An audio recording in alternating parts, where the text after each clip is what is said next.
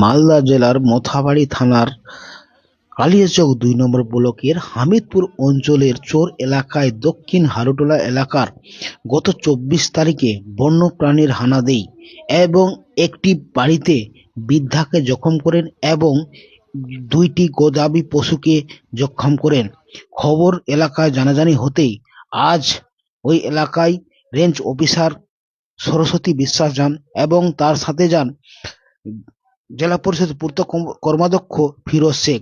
গিয়ে এলাকা পরিদর্শন করেন এবং বন্যপ্রাণীর আতঙ্কের মধ্যে রয়েছেন তাদের জানাজানি হতেই এবং তার সাথে সাথেই এলাকায় একটি খাঁচা বসিয়ে মানুষকে সচেতন করেন এবং কোনো মিথ্যা ফেসবুকে কোনো পোস্ট না করার বার্তা দেন এবং আতঙ্ক গ্রামে যেন না ছড়ায় তার বার্তা দেন এবং সচেতন করে রাখেন এলাকাবাসীকে।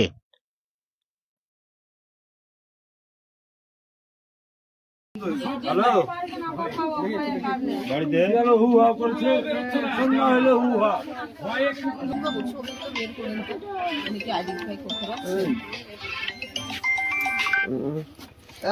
আমরা যদি আপনাকে ছবি দেখাই আপনি চিনতে পারবেন পশুটা কি রকম? ওই জন্য ঝাঁকা পাটলে ওইটা আছে।